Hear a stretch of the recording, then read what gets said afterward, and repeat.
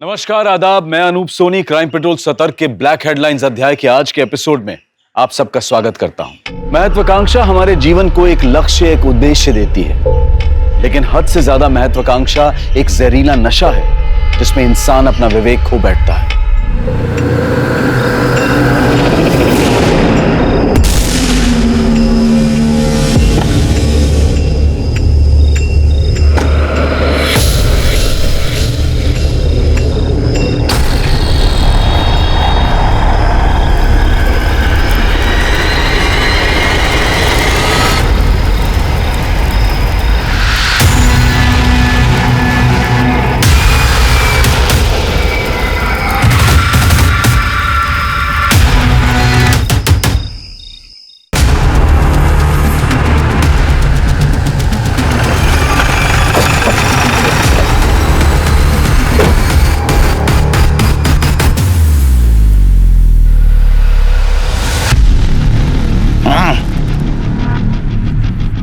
लगता है शिरके 12 घंटे हो चुके हैं बॉडी को जलाकर। सर, बॉडी के पास ये आधा जला हुआ सैंडल मिला है और बॉडी की हाइट और स्ट्रक्चर देखकर लगता है किसी फीमेल की बॉडी है। सर, ऐसे डिजाइन वाले सैंडल ज्यादातर कम उम्र की औरतें पहनती हैं। सर, बॉडी के पास ये पेट्रोल कैन मिला है, कट है, और ये लाइटर भी था।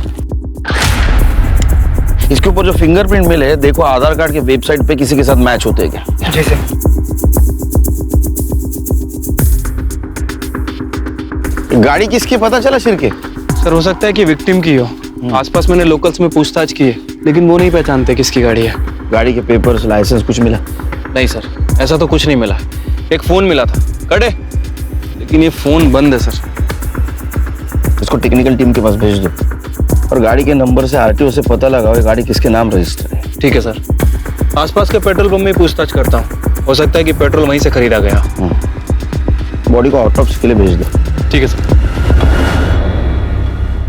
एक्शन!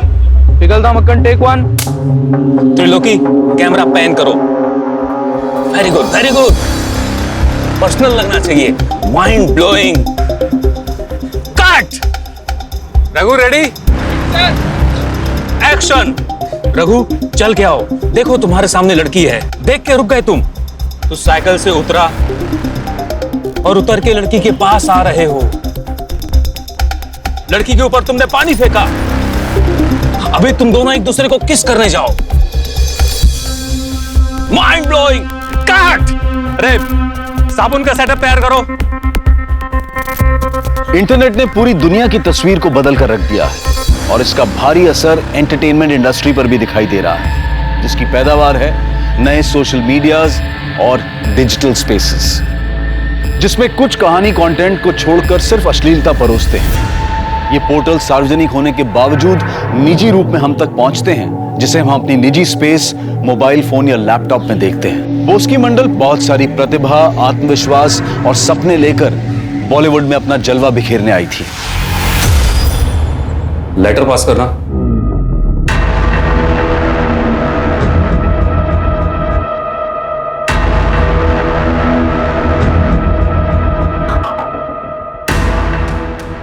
रुपेश, तुम क्या कास्टिंग कोऑर्डिनेटर हो यार? हाँ, ये कैसी लड़कियों को भेजते हो?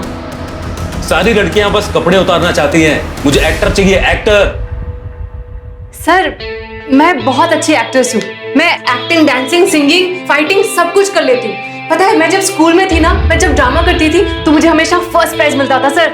ये हुई ना बात। ऐसा करते हैं, अभी ऑडिशन करते हैं। हाँ, तुम ऐसा करो कि मुझे इतना सेड्यूस करो कि मैं अपने एक एक कपड़े उतारने पर मजबूर हो जाऊं। चलो शुरू हो जाओ। रुपेश, रुपेश सर, रुकिए। मैं बंगाल से यहाँ एक्ट्रेस बनने आई हूँ, प्रोस्टिट्यूट बनने नहीं। मैं अपना टैलेंट कैमरा के सामने दिखाऊंगी, किसी डायरेक्टर के बिस्तर पर नहीं।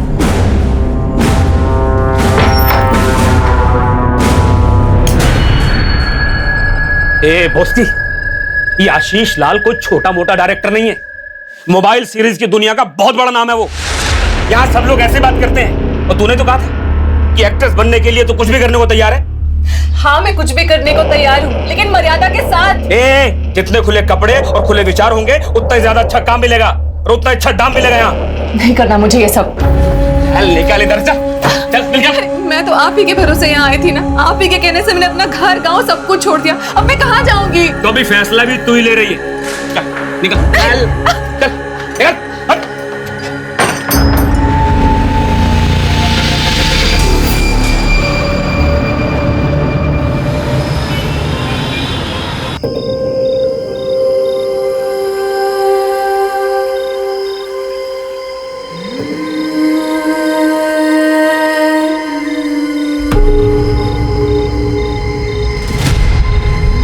भैया एक वड़ा पाव दीजिए ना। ये लीजिए मैडम। Thank you.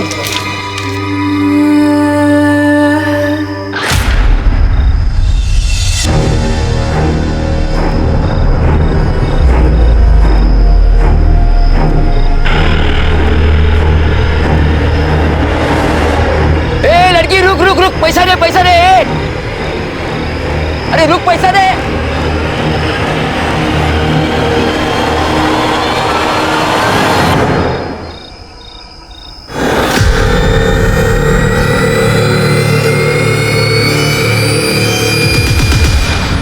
सर, जहां में वो जली हुई लाश मिली थी और उसके पास जो कार थी, उस कार की पहचान हो गई सर। शालिनी वस के नाम रजिस्टर्ड है और ये आरटीओ ने डॉक्यूमेंट्स भेजे हैं। सर क्राइम सीन पर मिले फिंगरप्रिंट्स की रिपोर्ट्स आ चुकी हैं। कार, पेट्रोल का डिब्बा, मोबाइल और लाइटर, सब पे फिंगरप्रिंट सेम है। राइट सर, सभी के सभी शालिनी वस्त से मिलते हैं। सर हमने उसके ड्राइविंग लाइसेंस इशू करते समय लिए गए बायोमेट्रिक से उन्हें मैच करके देखा है, वो 100% मैच होते हैं सर। सर, वारदात की शाम एक औरत ने पेट्रोल पंप से पेट्रोल खरीदा था। उसका चेहरा सीसीटीवी फुटेज में साफ साफ दिख रहा है।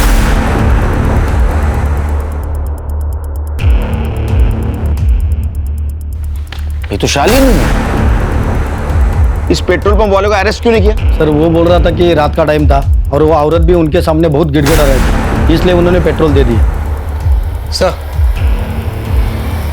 कार में जो फोन मिला था वो खुल चुका है, इसमें एक सेल्फी वीडियो भी है सर।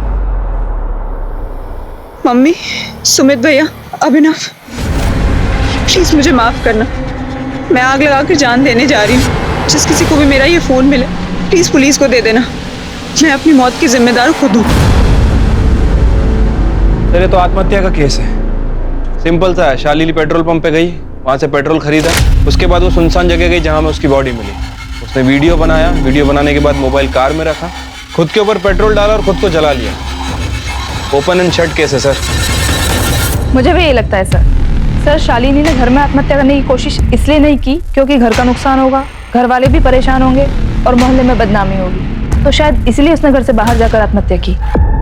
नहीं शिरकी, खुद को आग लगाकर मरने के लिए बहुत हिम्मत लगती है। शालिनी वहां बैठे बैठे खुद को आग लगा ली और चीखी नहीं, चिल्लाई नहीं। मुझे मर्डर लगता है, या तो फिर लाश की पहचान छिपाने के लिए की गई साजिश।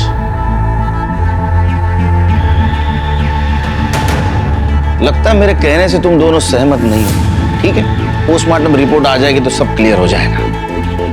फिलहाल एक काम करो, आरटीओ से हमें जो शालिनी का एड्रेस मिला है वहां जाके उसके फैमिली को इन्फॉर्म कर दो और उसके कॉल डिटेल्स और मोबाइल लोकेशन भी निकलवाओ। ठीक है सर।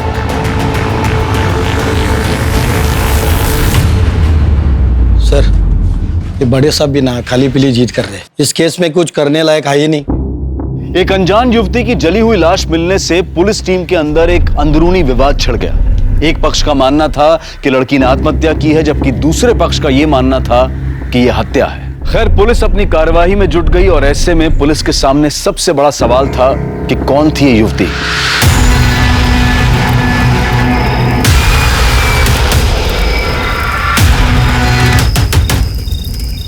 बदनाम Sheela, scene 1 take 3 action cut.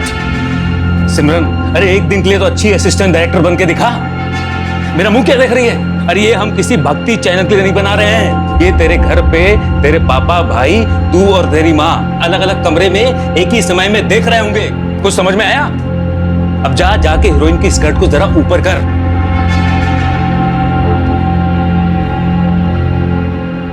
Roll camera, sound, action.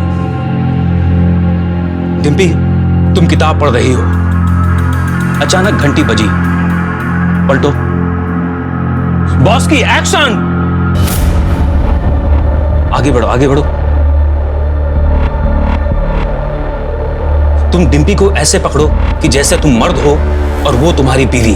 या कम ऑन, टच करो उसे, छुओ, सहलाओ, व्हीलर। Very good. कम। ए लड़की, रुपेश, तू और वो लड़की अभी इसी वक्त मेरे सर से निकलो बाहर। कमाल हो, निकल जाओ यहाँ से। दीदी, मैंने आज तक ऐसे छोटे कपड़े कभी नहीं पहने। मेरे गांव वाले देखेंगे तो क्या सोचेंगे? अरे ये किसी टीवी या सिनेमा हॉल में थोड़ी आएगा। ये देख, ऐसे महंगे स्मार्टफोन पे आएगा। तेरे घर वालों के पास या गांव में किसी के पास है इतना महंगा फोन? फिर और वैसे भी अगर ये कोई देखता भी है ना तो किसी को बताता नहीं है। पर फिर भी दीदी, ये सब कितना गंदा है। अरे गंदा कुछ नहीं होता, गंदी अपनी सोच होती है। तू कुछ गलत तो नहीं कर रही है ना? मेरी माँ ने न जाने कितने सालों तक स्ट्रगल किया है, तब जाकर आज मैं वेब सीरीज की दुनिया की इतनी बड़ी स्टार हूँ। अरे तू तो डायरेक्ट यहाँ आई है, पैसे कमा, नाम कमा। नहीं चाहिए मुझे ऐसे पैसे। तो फिर मुंबई में क्या करेगी? खाएगी क्या और जिएगी कैसे? तेरे घर वाले तुझे पैसे भेजते हैं? हाँ, मैं तो घर से भाग के आई हूँ दीदी। ये ऐसे नहीं मानेगी। एक बार मैं इसकी सारी शर्म निकाल देता हूँ। सब मैं समझाती हूँ उसे, ये कर लेगी ना तू? बदनाम Sheila, take 3, action. Very good.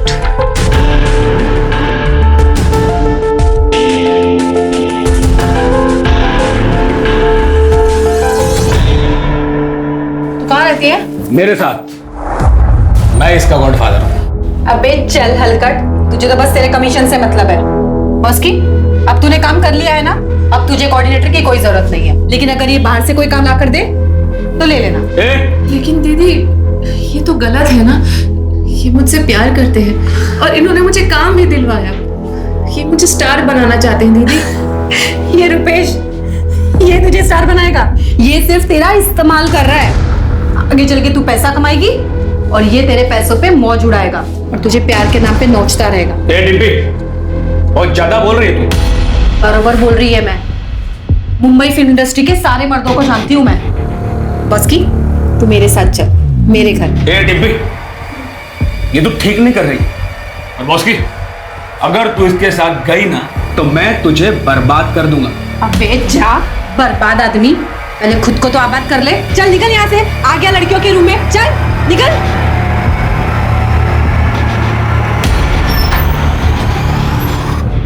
हमारी क्या गलती है इसमें यार?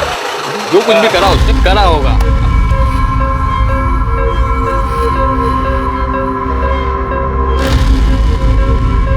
ओए, ए, संभल के। मेरी माँ बहन के साथ है। ये किसको लेकर आई हो साथ में? तुझसे मतलब? ये यहीं रहेगी। खुद माँ बेटी तो गंदा काम करती हो, अब दूसरी लड़कियों को बीच में धकेल रही हो। कौन है लड़की? तू ज्यादा देवता मत बन। अभी तक तो मेरे कपड़े उतारने के पैसों से ही खा रहा था ना। आया बड़ा हीरो बनने। सुयश, तू अपने कमरे में रह, ये तेरी बहन के साथ उसके कमरे में रहेगी। ये बिल्कुल नहीं रहेगी यहाँ पर। इसे कहो अभी निकले। ये लड़की, चल निकल बाहर। नफरत है मुझे तुमसे और तुम्हारे काम से। बदतमीज, निकल यहाँ से, निकल निकल। नहीं रह सकता अपने उस घर में, चल।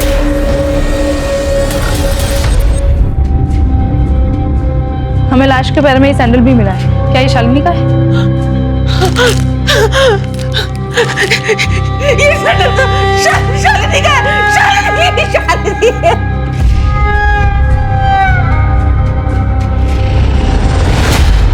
शालिनी इतने दिनों से घर नहीं आई, आप लोगों ने पुलिस में कंप्लेंट क्यों नहीं की? 6 महीने पहले तक तो हम सब लोग साथ में ही रहते थे, पर फिर अचानक से शालिनी के मन में क्या आया? मैं अब तुम लोगों के साथ नहीं रहूंगी। मुझे अब अपनी स्पेस चाहिए। बराबर वाला घर खाली है, मैं उसे रेंट पे ले रही हूँ। वहीं रहूंगी और वहीं से अपने पेशेंट्स की काउंसलिंग करूंगी। शालिनी, मैं अभी जिंदा हूँ और मेरे जीते जी तो मुझसे अलग रहेगी, ये ठीक है क्या? हाँ तो खाना तुम लोगों के साथ खा लिया करूंगी, लेकिन आप लोग जो ये इतने सवाल पूछते हैं ना मुझसे, कहाँ गई थी, कब आ रही है, कौन मिलने आया था, मुझे ना इन सवालों से चिढ़ मचती है।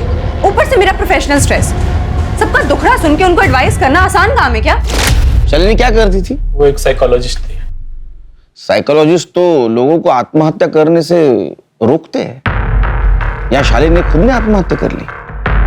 क्या ऐसा तो नहीं कि उसका इंडिपेंडेंट रहना, उसके इंडिपेंडेंट विचार आप लोगों को अच्छे नहीं लगते थे, इसीलिए आप लोगों ने उसको बिना वजह स्ट्रेस दिया और आत्महत्या करने पर मजबूर किया? वो जब से ऊपर वाले फ्लैट में रहने लगी तो फिर हम लोग शायद ही उससे कभी मिलते थे। और फिर वो सेमिनार्स, कॉन्फ्रेंसेस अटेंड करने के लिए शहर से बाहर ट्रैवल भी किया करती थी। हमें लगा था शायद किसी सिलसिले में नागपुर, पुणे वगैरह गई होगी। उसके फ्लैट की तलाशी लेनी हमें। चलो नहीं चलते हैं जी उत्कर्ष भाई, आओ जो। हाँ चले? हाँ चलो अपने निकली है। जय श्री कृष्ण। जय श्री कृष्ण। ध्यान रखो उत्कर्ष भाई। मैं हूं ना। चल चल।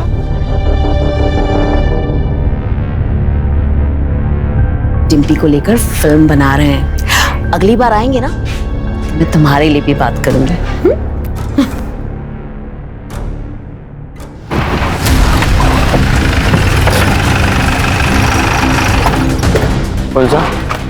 शालिनी यहीं पे काउंसलिंग करती थी और यहीं रहती भी थी।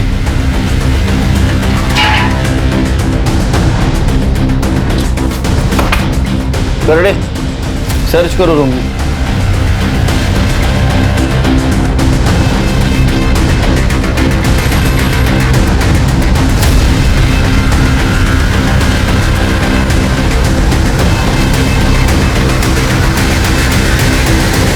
शिरके लगता है अपॉइंटमेंट डायरी है। बीच के कुछ पन्ने गायब है, किसी ने इसके साथ छेड़खानी की है।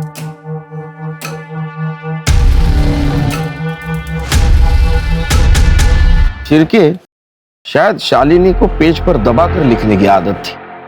ये देखो, मिसिंग पेज की हैंडराइटिंग नेक्स्ट पेज पर उभर कर आई है। एक काम करो, इसको हैंडराइटिंग एक्सपर्ट के पास भेजो और ये नाम रिकवर होते हैं कि देखो।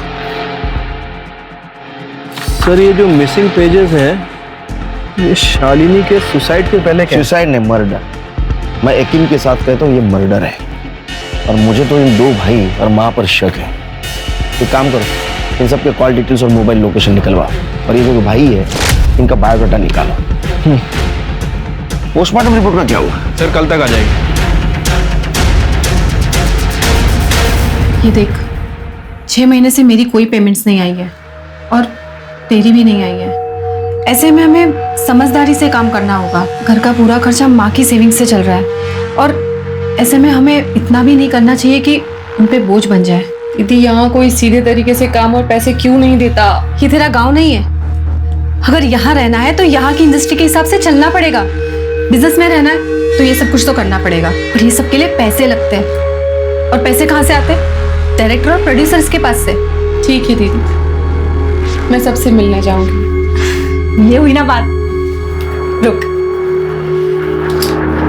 ये देख, ये ड्रेस पहन के जा, काम जल्दी मिलेगा।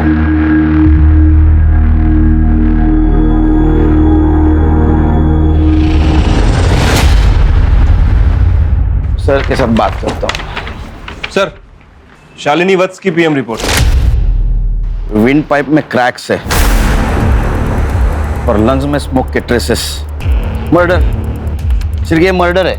मतलब शालिनी गाड़ी से पेट्रोल लेकर जरूर आई, उसको किसी ने गला दबा के मार दिया। सिरके इसीलिए तो बॉडी फ्लैट जमीन पे पड़ी थी। हाँ, तो अब तुम मुझे पिलाओगे 4 चम्मच शक्कर वाली चाय? हाँ सर बिल्कुल, लेकिन सर बॉडी में 3 महीने के फीटस के ट्रेसेस भी मिले हैं। सर कहीं ये मर्डर का मोटिव तो नहीं? हो सकता है उसके बॉयफ्रेंड ने उसको मारा होगा क्योंकि उससे शादी नहीं करना चाहता था। या ऐसा भी हो सकता है कि शालिनी प्रेग्नेंट होने के बाद उसने उसके बॉयफ्रेंड के ऊपर प्रेशर डाला होगा शादी के लिए। या तो ये ऑनर किलिंग का मामला भी हो सकता है, उसके भाइयों ने मारा होगा उसको। फैमिली के बारे में पता किया? हाँ सर, फैमिली मेंबर्स के कॉल रिकॉर्ड चेक किए हैं और सर पता चला है कि उनकी फाइनेंशियल स्टेटस काफी खराब है। बड़े भाई का जो भी बिजनेस था वो डूब चुका है और छोटे भाई की जो भी सेविंग थी सब ऑनलाइन बेटिंग में जा चुकी है। आए दिन लेनदार आते रहते हैं उसके घर में। तो सिर क्लियर है? इसका मतलब भाइयों के पास मर्डर का डबल मोटिव है। उसके बॉयफ्रेंड के बारे में पता करो और फैमिली से पूछताछ करो। क्या? वो 3 महीने के पेट से थी। ये जरूर उस बुढ़े डॉक्टर अनिल नागराज की करतूत होगी। मेरी शालिनी। अनिल नागराज कौन है? सर वो एक डॉक्टर है, काम के सिलसिले में शालिनी मिलती थी उनसे। उम्र में दुगने हैं शालिनी के और उससे शादी करना चाहते थे। जी हाँ, ये सच है कि मैं शालिनी से प्यार करता था और मैं उससे शादी भी करना चाहता था। फिर मुझे उसकी कई बातों से ये एहसास हुआ कि वो बहुत ही सेल्फिश और चालाक औरत है। अनिल, मैं और तुम एक ही क्लिनिक से ऑपरेट करते हैं ना, तो कितना कमाल का बिजनेस होगा ना अगर मैं उन्हें काउंसलिंग दूं और तुम उन्हीं पेशेंट्स को मेडिसिन प्रिस्क्राइब करना। बिल्कुल हो सकता है, कोई ऐसे में मेरा लोड कम हो जाएगा और क्लिनिक के जो एक्सपेंसेस हैं वो भी हम 50-50 आपस में शेयर कर लेंगे। एक्सपेंसेस? एक्सपेंसेस क्यों? मेरे आने से तुम्हारा धंधा बढ़ेगा ही। बिल्कुल नहीं, इनफैक्ट तुम्हारे पेशेंट बढ़ेंगे। माय डियर, ये अमेरिका नहीं है, ये इंडिया है और यहाँ पर लोग ना काउंसलिंग से ज्यादा गोलियों पर विश्वास करते हैं। एक काम करते हैं, मैं तुम्हारी सारी शर्तें मान लूंगा, बस तुम मुझसे शादी कर लो। जब हम दोनों आपस में रिलेशनशिप में होंगे तो फिर ये लेन देन आड़ा ही नहीं आएगा ना। मैं सब कर सकती हूँ, शादी नहीं कर सकती। मैं उसकी मंशा समझ चुका था कि वो मुझे सिर्फ घुमा रही है। अच्छा, कहीं ऐसा तो नहीं कि आप हमें घुमाने की कोशिश कर रहे हैं और आप जो बोल रहे हो सब कुछ उससे उल्टा है? मतलब आपने शालिनी को शादी के झांसे देकर उससे संबंध बनाए रखे, वो प्रेग्नेंट हो गई, उसने शादी की मांग की तो आपने उसको मार दिया और सब कुछ ऐसी प्लानिंग की कि लोगों को लगे ये सुसाइड केस है। देखिए इंस्पेक्टर साहब, मैंने ना तो शालिनी को मारा है और ना ही मैंने उसे प्रेग्नेंट किया है। यहाँ तक कि पिछले 6 महीने से मैं उससे मिला तक नहीं हूँ। अब चाहे तो मेरी कॉल रिकॉर्ड चेक कर सकते हैं। वो तो चेक करेंगे, लेकिन आपके हम डीएनए टेस्ट भी करवाएंगे। इनको हॉस्पिटल लेके जाओ।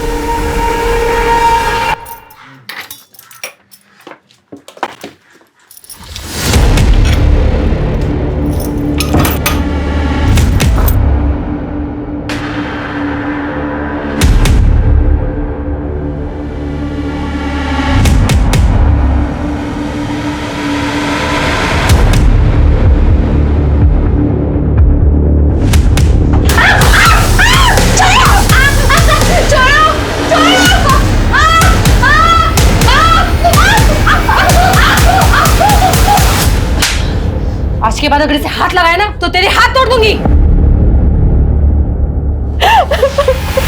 Thank you sir.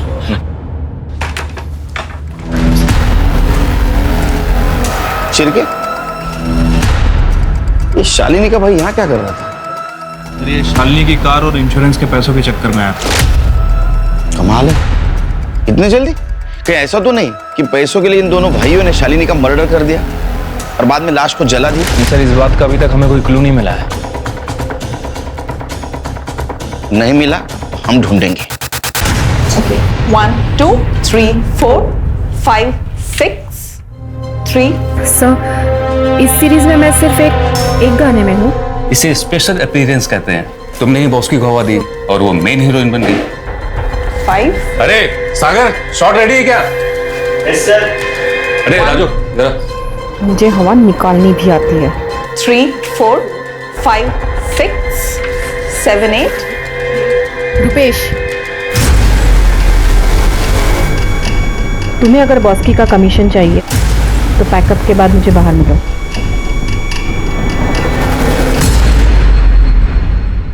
समय के साथ साथ बोस्की ने अपने सपनों के साथ समझौता कर लिया और वो ग्लैमर की इस नई दुनिया में रम गई और अब मुंबई की एक ग्लैमर भरी दुनिया ही उसका वर्तमान और भविष्य बन गई।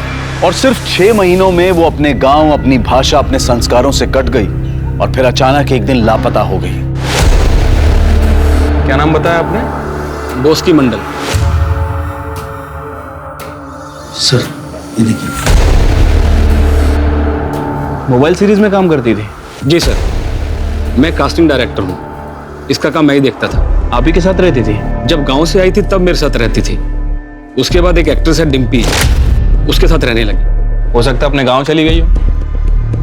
कोई चांस नहीं है सर, अपने गांव जाएगी तो घर वाले घर के अंदर घुसने नहीं देंगे। नहीं गई होगी, यहाँ अच्छा काम मिल रहा था उसे।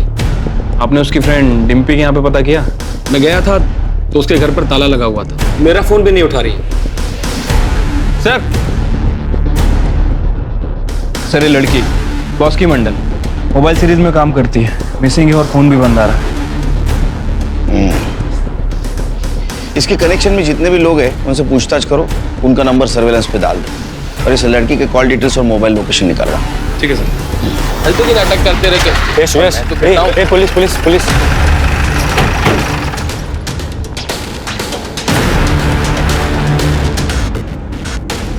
सर हम लोग शूटिंग के लिए सिलवासा गए थे, जब हम निकले तो बॉस की यही थी। बॉस की मैं और माँ 3-4 दिन के लिए सिलवासा जा रहे हैं शूटिंग के लिए। तू आराम से रहना, हाँ, और अगर किसी चीज की जरूरत हो ना तो जुगर किराने वाले के पास से ले लेना और पैसे लिखवा देना, ठीक है? लेकिन जब हम वापस आए तो वो घर में नहीं थी। हमने बॉस्की के कांटेक्ट में और हमारे कांटेक्ट में सभी को फोन लगाया, लेकिन उसका कुछ पता नहीं चला। बाद में रुपेश ने बताया कि वो पुलिस स्टेशन गया था। आशीष लाल की नई मोबाइल सीरीज में बॉस की मंडल ने डिम्पी को रिप्लेस किया, क्या ये? सर ये लोग तो लाइक्स और सब्सक्राइब्स के लिए कुछ भी छापते हैं। उसकी तो मेरे घर में मेरी बेटी की तरह रहती थी। बेटी की तरह थी और डिम्पी से आगे बढ़ने लगी, तभी आप दोनों ने उसे गायब कर दिया और अब सिलवासा का बहाना बना रहे हो। सर मैं अपने प्रोडक्शन का और होटल का नंबर और एड्रेस दोनों दे देती हूँ, आप वहाँ से पता कर सकते हैं। मैडम वो तो हम पता करेंगे ही। कर दे, इनसे डिटेल्स लेके क्रॉस वेरीफाई करो। सर घर में और कौन रहता है? मेरा बेटा सुयश। कहाँ है वो? बॉस की मंडल कहाँ है? मुझे नहीं मालूम। मैं तो आई और ताई के जाने के बाद अपने दोस्तों के साथ गणपति फूले गया हुआ था। मेरे दोस्त बाहर ही खड़े, आप उनसे पूछ लीजिए। बॉस की मंडल के साथ मोहल्ले में कोई छेड़खानी की वारदात तो नहीं हुई?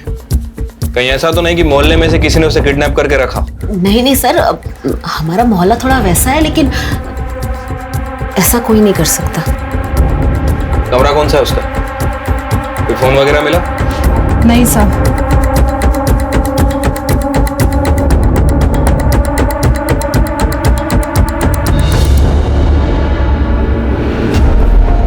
अरे सर चेक करो।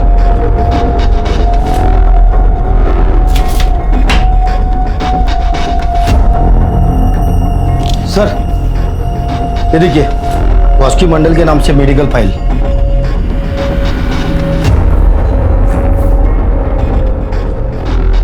बॉस की मंडल HIV पॉजिटिव थी।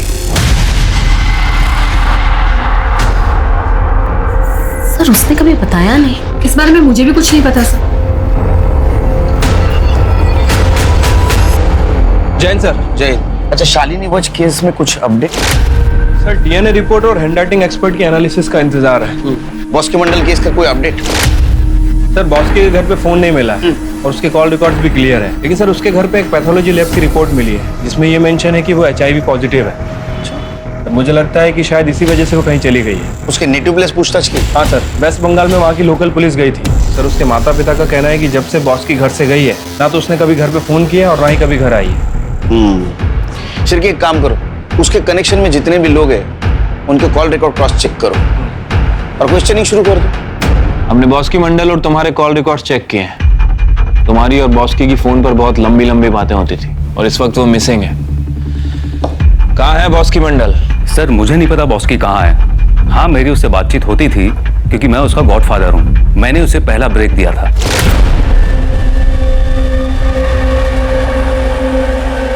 Mind blowing. कट। बॉस की आज तुझे मेरी नजर ना लग जाए। आज तू बहुत अच्छा काम कर रही है, सच में बहुत अच्छा काम कर रही है। Thank you sir. सर आप मसाला कॉमेडी फिल्म बनाइए ना, मैं आपके लिए उसमें एकदम फ्री में काम करूंगी। अरे ऐसी फिल्में मुझे देगा कौन? अब तो मैं ऐसी वैसी सीरीज का डायरेक्टर हो गया हूँ। आप खुद पे विश्वास रखो, सब होगा। सर वो मुझ में चेंज ला रही थी, मैं उसे गायब क्यों करूंगा? ठीक है तुम जा सकते हो, लेकिन दोबारा जरूरत पड़ी तो बुलाऊंगा। ओके। सर ये बॉस की जिस इंडस्ट्री में काम करती थी, मुझे तो ऐसा लग रहा है कि उसकी लाइफ में जितने भी लोग थे सब के सब गड़बड़ है। सर वो डायरेक्टर आशीष लाल, 1 साल पहले उसके ऊपर कुछ हीरोइनों ने आरोप लगाए। उसके पहले वो कास्टिंग डायरेक्टर सुरेश, 6 साल पहले वो प्रोस्टिट्यूशन रेड में पकड़ा गया था। उसके खिलाफ सबूत नहीं था इसलिए उसे छोड़ना पड़ा। और सर वो डिम्पी और बॉस्की की गॉसिप्स इंटरनेट पे अपलोड हैं। डिम्पी का भाई शुएस वो भी गड़बड़ी लग रहा है, उसके सारे दोस्त भी गड़बड़ लग रहे हैं।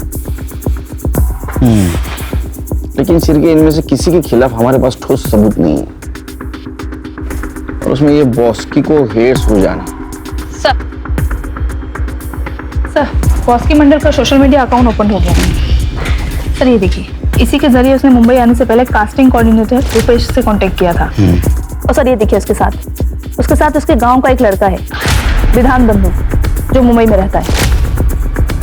सर मैंने उससे कांटेक्ट किया है, वो अभी गांव गया है, जैसे ही आएगा हमसे कांटेक्ट करेगा।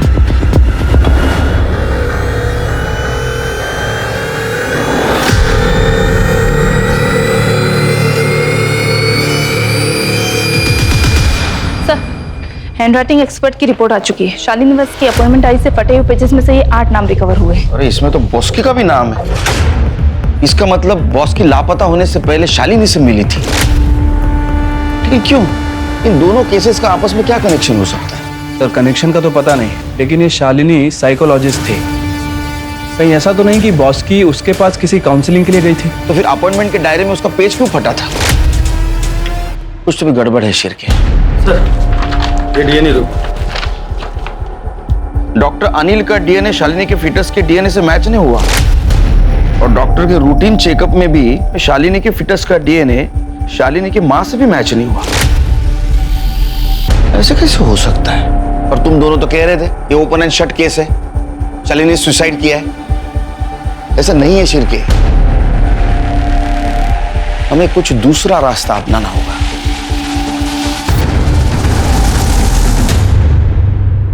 आइए सर, ये कार डीलर है, शालिनी मैडम की गाड़ी खरीदना चाहते हैं जो हमें क्राइम सीन पे मिली थी। आइए बैठिए, चाय पिएंगे? Thank you sir. देखिए, वैसा तो सब कुछ हो चुका है, मतलब शालिनी के भाई ने हमें सारे डॉक्यूमेंट्स दे दिए। एक छोटा प्रॉब्लम है, वो जो इंश्योरेंस पेपर है उसके ऊपर शालिनी के सिग्नेचर मैच नहीं हो रहे। अगर कोई शालिनी की सिग्नेचर करने वाला मिल जाए तो ये डॉक्यूमेंट्स क्लियर हो जाएंगे, नहीं तो सब ये कोर्ट में मैटर जाएगा बिला वजह। सर मुझे सुमित साहब से बात करनी पड़ेगी। प्लीज प्लीज कीजिए ना।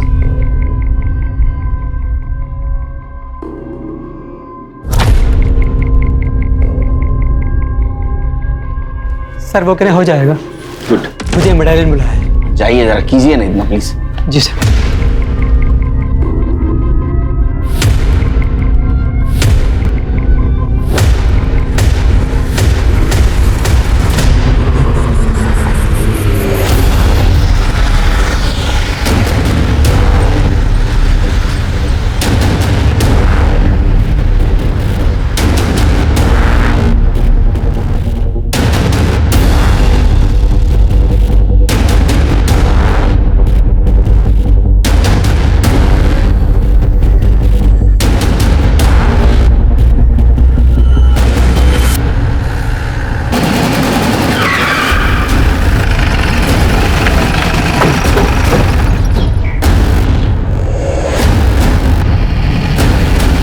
चेक करो।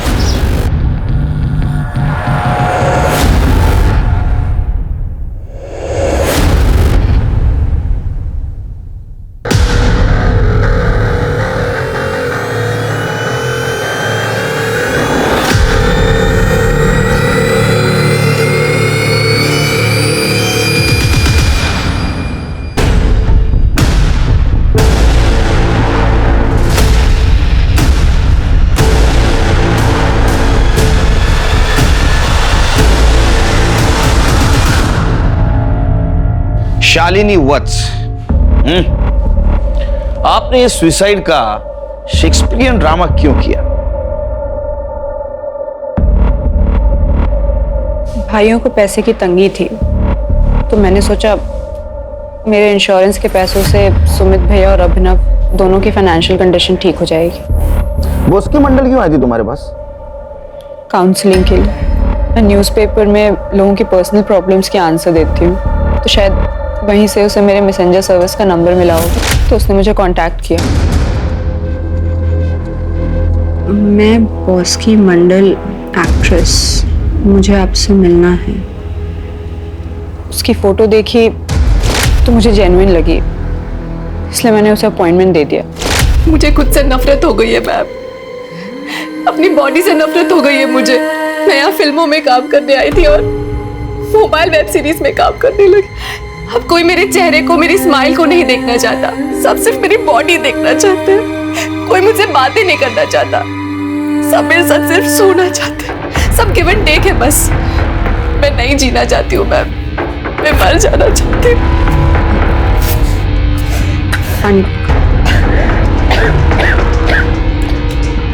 बॉस्की, तुम्हें उन लोगों को कन्फ्रंट करना चाहिए। कोई फायदा नहीं है मैम, यहाँ सब मोटी चमड़ी है। हाँ, लेकिन मैं सुसाइड करने से पहले इन सब के बारे में किसी को जरूर बता कर जाऊंगी।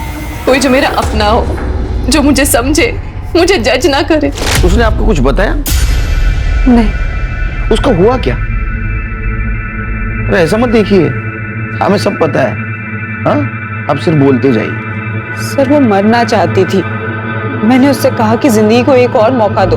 बॉस्की, एक काम करते हैं, 2 दिन के बाद कहीं बाहर मिलते हैं, खुली हवा में बात करेंगे, ठीक है? एक काम करो, 2 दिन के बाद 8 बजे मेरे बताए एड्रेस पे आ जाना, ठीक है? और वहीं ये दवाई खा लेना। मैं 5 मिनट बाद तुमसे मिलूंगी, ठीक है? जी मैम, पर मिलना कहाँ है? मैं तुम्हें एड्रेस देती हूँ। 8:05 पे मैंने उसे वहां बुलाया।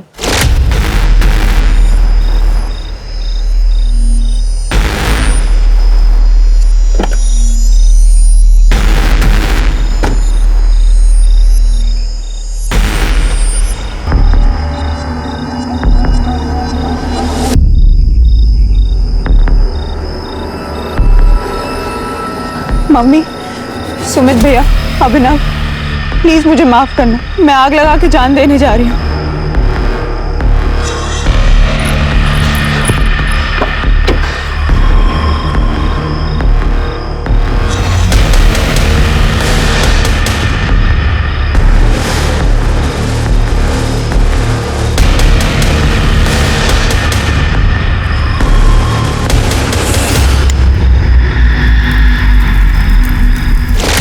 किरत,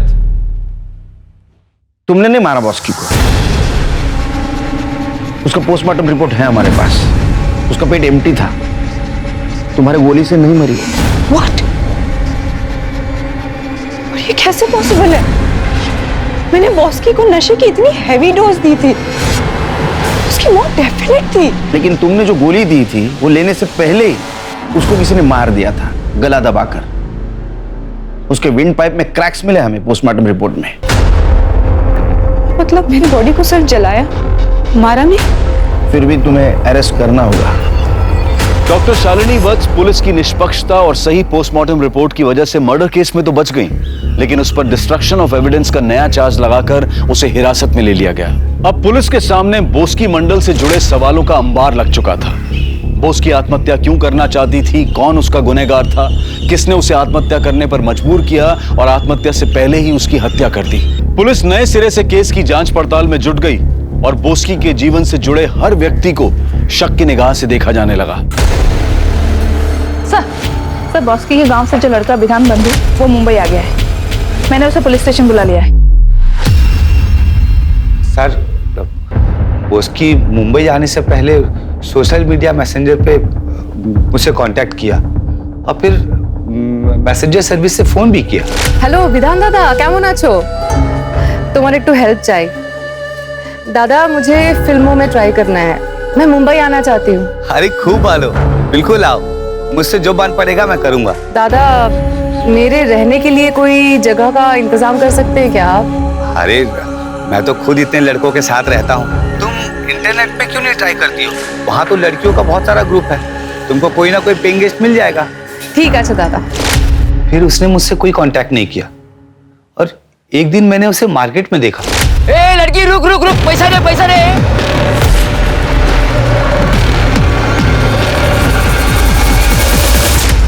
फिर बोस्की ने कहा मुझे गांव ले चलो। मैंने उसे रुपेश के साथ रहकर इंडस्ट्री समझने को कहा और मैं वहां से गांव चला गया।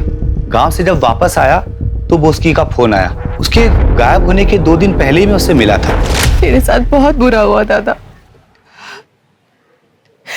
वो रुपेश कोऑर्डिनेटर, उसने मुझे छत तो दिया, पर प्यार के नाम पर हर रोज मेरे साथ जबरदस्ती सोता था। और नैना आंटी और डिम्पी दीदी, कहने को तो वो मेरे लिए माँ और बहन जैसी थी, और वो मुझे रोज कहती थी कि हम तुम्हें फाइनेंसर के पास भेज रहे, प्रोड्यूसर के पास भेज रहे, डायरेक्टर के पास भेज रहे, पर असलियत में तो वो मुझे बिजनेसमैन के पास भेजती थी प्रोस्टिट्यूशन के लिए, और मुझे काफी दिनों तक सबका कुछ पता ही नहीं चला। और वो डायरेक्टर आशीष लाल मुझे बोल्ड बनाने के चक्कर में मेरे साथ जबरदस्ती संबंध बनाता था। और डिम्पी दीदी का भाई सुयश, उसने तो हद ही कर दी। और माँ और बहन का गुस्सा मुझ पर निकाला मेरे साथ रेप करके। दादा, अब मैं प्रेग्नेंट हूँ और मुझे पता नहीं इसका बाप कौन है। मैं किसी को मुंह दिखाने के लायक नहीं रही। मैं कहाँ जाऊँ, किससे बात करूँ? सब मुझ पर थूकेंगे दादा। बॉस ने तुम्हें बताया था कि उसे एड्स था? नहीं सर। ठीक है, जाओ। जी। शिरके, बॉस्की का पोस्टमार्टम जिस डॉक्टर ने किया उससे पूछो कि उसने बॉस्की के बॉडी से जो ब्लड स्पेसिमेन रिकवर किए थे, क्या उससे यह पता चल सकता है कि बॉस्की को एड्स था या नहीं? और शिरके, अभी इसने 3 जनों के जो नाम लिए, आशीष, रूपेश और सुयश, इन तीनों को अरेस्ट करो और बॉस्की के फीटस के डीएनए से इनका डीएनए मैच करवाओ और इनका एचआईवी टेस्ट भी करवाओ। Yes sir. सर, नैना और डिम्पी से उन लोगों की लिस्ट भी लेता हूँ जहाँ बॉस्की को उन्होंने कास्टिंग के नाम पे भेजा था। रुपेश, आशीष, नैना, डिम्पी, सुयश सभी को अरेस्ट कर लिया गया। सारे मेल सस्पेक्ट सभी के डीएनए टेस्ट करवाए गए और सुयश का डीएनए बॉस्की की बॉडी में मिले फीटस के डीएनए से मैच कर गया, लेकिन इनमें से किसी को एड्स नहीं था। पुलिस ने सुयश को बहुत तोड़ा, लेकिन उसने बॉस्की की मौत में अपना हाथ होने से इनकार किया। पुलिस ने नैना और डिम्पी से पूछकर उन सारे लोगों की लिस्ट तैयार की जिसके पास उन्होंने बॉस्की को संबंध बनाने के लिए भेजा था। बहुत सारे लोग सामने नहीं आ रहे थे और जो कुछ सामने आए उन्होंने कुछ भी बताने से इनकार किया। सर, चौथा चम्मच है ये। अरे 4 चम्मच शक्कर की चाय, दिमाग की बत्ती जलाए शिरके। सर, ऐसा शुगर हो सकता है। देखो सर, मैंने बॉस्की के मर्डर वाले दिन क्राइम सीन से डम डाटा स्टडी किया जिसमें ये नंबर मिला है जो डिम्पी के कॉल रिकॉर्ड में है। शिरके, पता करो किसका है, बुलाओ इसको पुलिस स्टेशन। एक काम करो, ये नंबर के बारे में डिम्पी से पूछताछ करो। जी सर। सर, ये आदमी तो नहीं आ सकता, हमें खुद मिलने जाना पड़ेगा।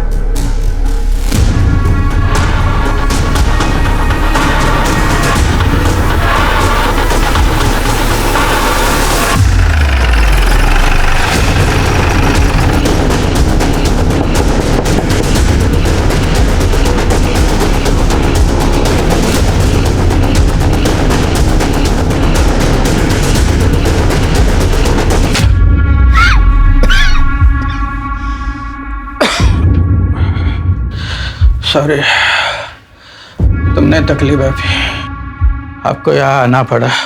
इस हालत में मैं झूठ नहीं बोलूँगा। सब बॉस्की को मैंने ही मारा है।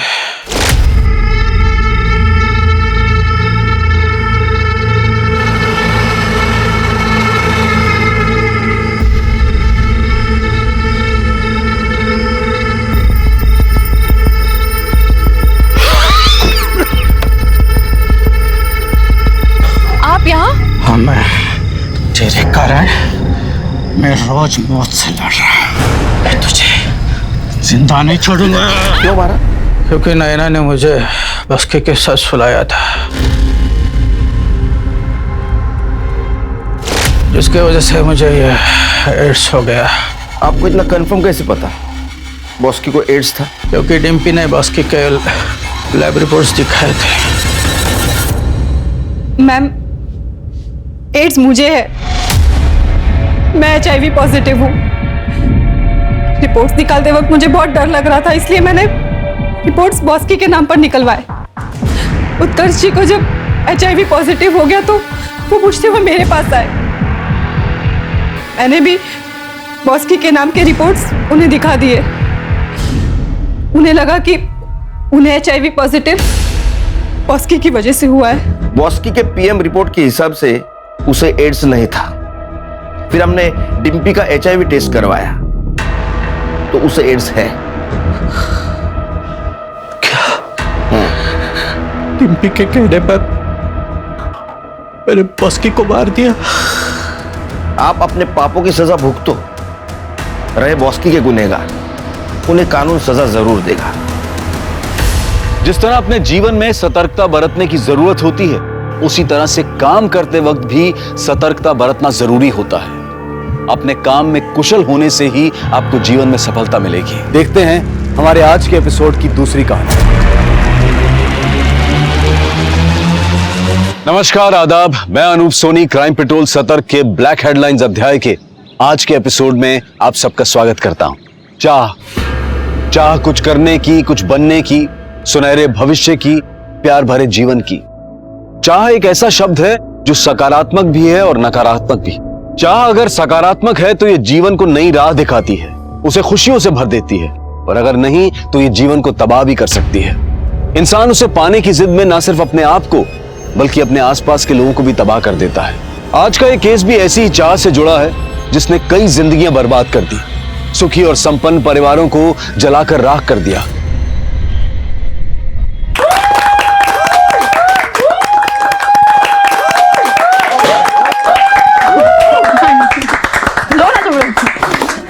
देविका, तुमसे बिछड़ने का दिल तो नहीं करता, पर क्या करें, फेयरवेल भी रस्म है, निभानी तो पड़ेगी ही।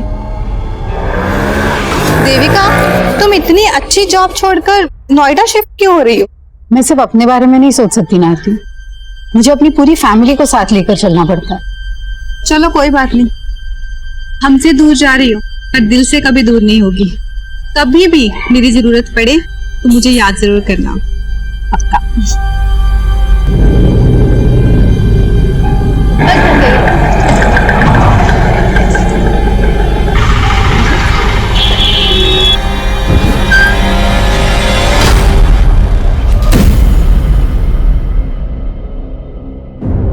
रिया, ये क्या कर रही हो? सामान क्यों फाड़ रही हो? आपने मेरे सामान को हाथ भी कैसे लगाया मम्मा? मुझे बच्ची समझा आपने? रिया, बिहेव। क्या बात है देविका, क्यों डांट रही हो बच्ची को? बच्ची ये बोल रही है कि अब बच्ची नहीं रही। आप ज्यादा बोलो मत मम्मा, मुझे सिर्फ इतना बताओ मैंने नया टेडी कहाँ रखा है? रिया। अच्छा बेटा, नया टेडी वो तो ऊपर रखा हुआ है, जा ले ले जा। क्या बात है? अनीश, हम नोएडा तो शिफ्ट हो जाएंगे, but do you really feel Riya वहां ये बदतमीजी बंद कर देगी? क्यों, तुम्हें अपनी माँ और बहन पे भरोसा नहीं है?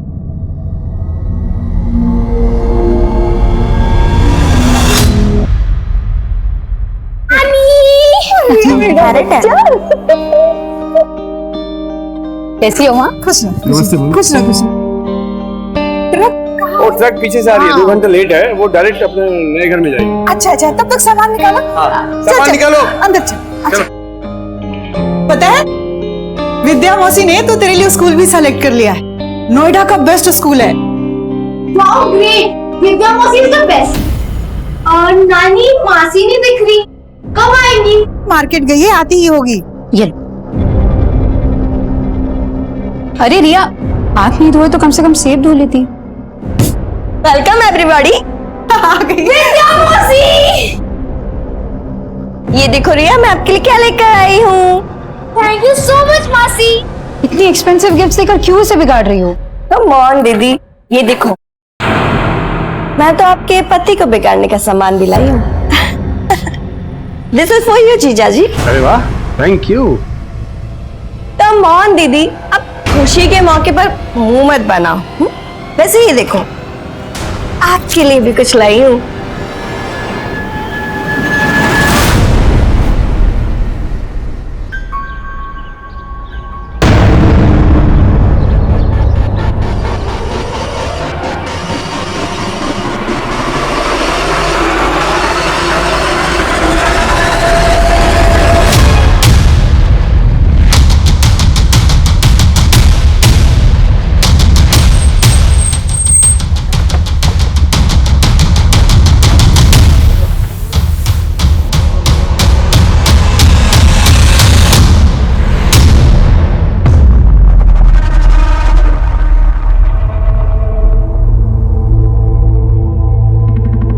विंडो खोलो, अरे दरवाजा खोलो, खोलो सर।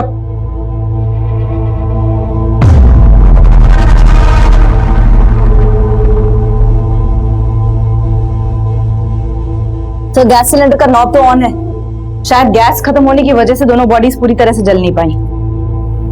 बहुत ही ब्रूटल मर्डर सर, दोनों के हाथ पैर बांधे गए।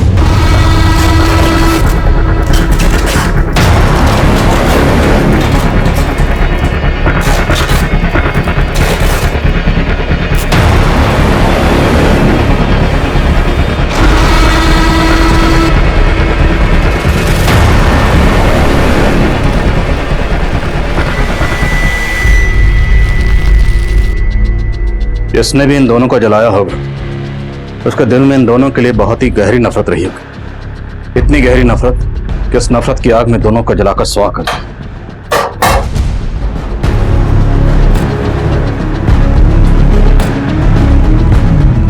इसकी वजह से मेरे भाई की जिंदगी बर्बाद हो गई। इसका भी यही हश्र होना था।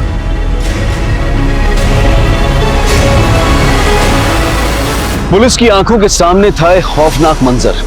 एक औरत और एक आदमी की निर्मम तरीके से हत्या की गई थी। इतनी बर्बरता, इतनी अमानवीय तरीके से हत्या की गई थी कि पुलिस के लिए भी यह दृश्य बचाना आसान नहीं था। और दीवारों पर लिखे हुए अनेक शब्द पुलिस के लिए चुनौती थे, लीड थी, या फिर उन्हें मिसलीड करने की कोई कोशिश। मैम, हमको नहीं मालूम ये आदमी और औरत कौन है। तुम्हारे कहने का मतलब है कि ये दोनों इस घर में नहीं रहते थे? मैम, ये घर तो सालों से बंद था। हम तो खुद हैरान है कि यहाँ लाशें कैसे पड़ी है।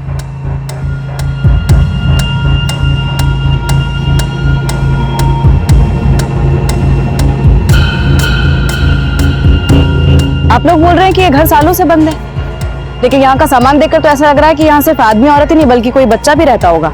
मैम, हमें इसके बारे में कुछ नहीं पता। और वैसे भी घर हमारी कॉलोनी से बहुत दूर है। अब यहाँ पे कौन आया, कब आया, कैसे आया, मैम इसके बारे में हमें कुछ भी नहीं पता। कमाल, पूरे मोहल्ले में कोई नहीं जानता यहाँ कौन रहता था? सर, मुझे तो लग रहा है ये लोग कुछ छुपा रहे हैं। तो पूरा मोहल्ला कुछ क्यों छुपाएगा? पता करो, इस घर का मालिक कोई और है या ये दोनों इस घर के मालिक?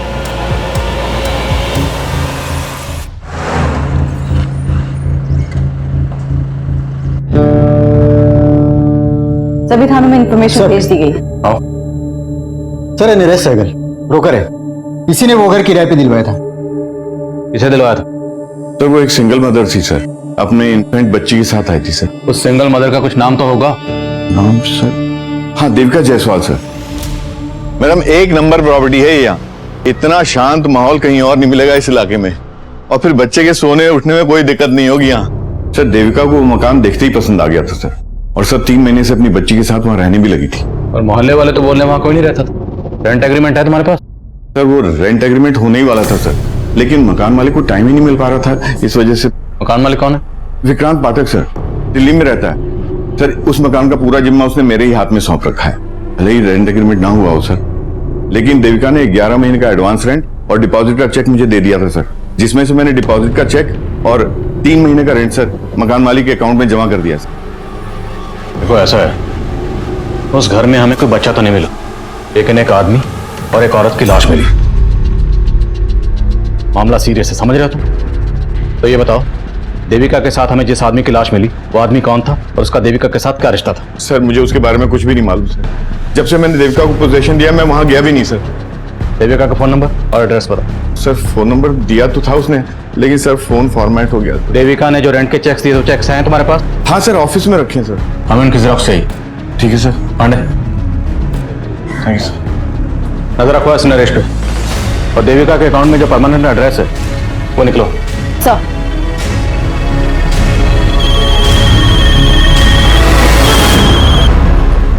हाँ बोलो यादव।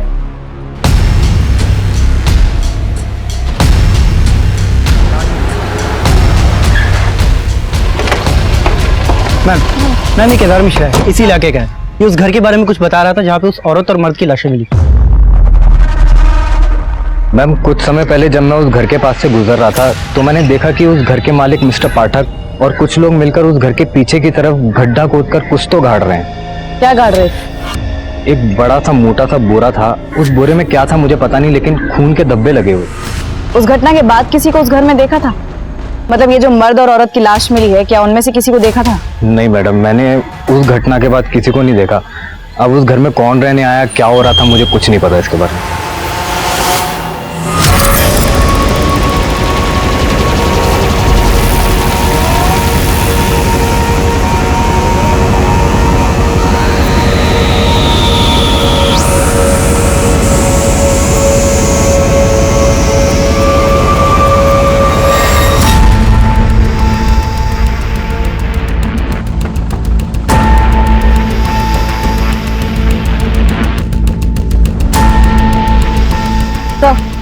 यही वो जगह है जहाँ केदार ने बोरे को गाड़ते हुए देखा था, लेकिन अभी तक कुछ मिला नहीं। तो ये केदार,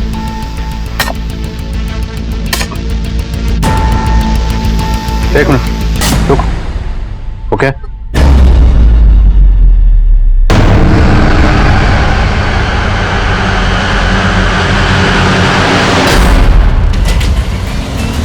केदार, तूने तो कहा था या तूने मकान मालिक को बोरे में कुछ गाड़ते हुए देखा है। यहाँ से तो बच्चे की लाश मिली है। मैडम मैंने बहुत पहले देखा था। बोल, क्या पता है तुझे? मैं सच बता रहा हूँ। ऐसे नहीं बोल रहा। यादव, थाने लेकर जाओ उसे, अच्छे से पूछताछ करो। नरेश ने बताया था कि उसने देविका को इस घर में एक बच्चे के साथ रहते हुए देखा था, और अब घर के पीछे ये बच्चे की लाश। वो लाश को देखकर लगता है जैसे इसे कल परसों दफनाया गया, क्योंकि लाश अभी सड़नी शुरू ही हुई है। कहीं ये बच्चा वही तो नहीं जिसके साथ देविका रह रही थी? सर, केदार भी यही कह रहा है कि उसने मकान मालिक को यहाँ बोरे में कुछ गाड़ते हुए देखा था। ये चक्कर क्या है, कुछ समझ में नहीं आ रहा। इस चक्कर का जवाब मकान मालिक पाठक ही देगा। उठाओ उसे। उस घर का मालिक विक्रांत पाठक पुलिस के हाथ लगने से पहले ही फरार हो चुका था। विक्रांत पाठक मुझे जल्द से जल्द अंदर चाहिए। विक्रांत और नरेश, ये इन दोनों की मिलीभगत हो सकती है। नरेश पे भी नजर रखो।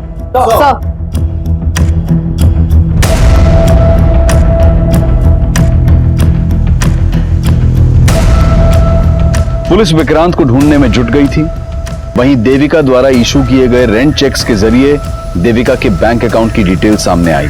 सर, देविका की बैंक अकाउंट डिटेल्स में उसका मैरिटल स्टेटस मैरिड था, लेकिन बैंक से उसके पति से जुड़ी कोई भी इंफॉर्मेशन नहीं मिली है। हाँ, परमानेंट एड्रेस जरूर मिला है। तो हो सकता है जिस आदमी की लाश हमें देविका के साथ मिली वो देविका का हस्बैंड और वो बच्ची देविका की बेटी। लेकिन सर, देविका ब्रोकर नरेश से झूठ क्यों बोलेगी कि वो सिंगल मदर थी? एड्रेस कहाँ का है?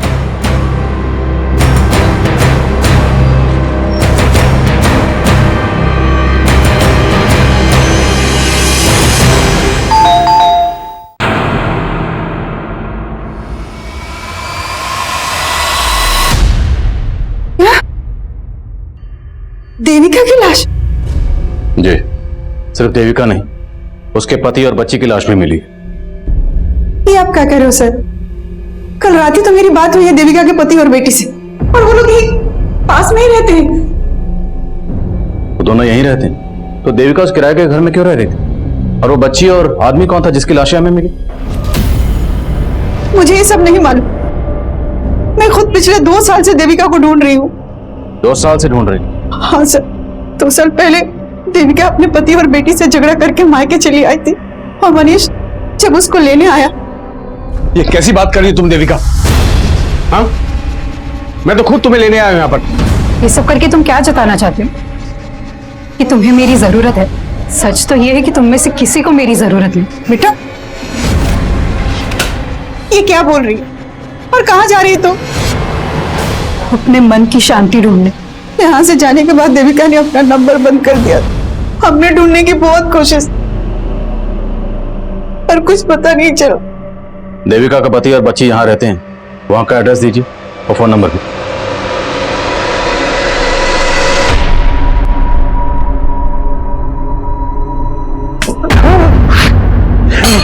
क्या बात है? आप यहाँ पर आराम से सो रहे हो, और वहाँ मम्मा, आप मम्मा को वापस कब लेकर आ रहे हो? बेटा वो अब नहीं आएगी यहाँ। बताओ मम्मा क्यों नहीं आएगी? बताओ पापा, मम्मा वापस क्यों नहीं आएगी? शट अप यार। तब यहाँ पर थी तब तो उसकी परवाह नहीं की तुमने। अब मम्मी मम्मी करके मेरा कान खाती रहती है। जा अंदर जा, जा।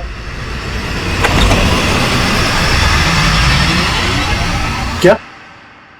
देविका की लाश? बहुत ही गहरी नफरत निकाली गई। देविका के हाथ पैर बांधकर उसे चूल्हे पर जलाया।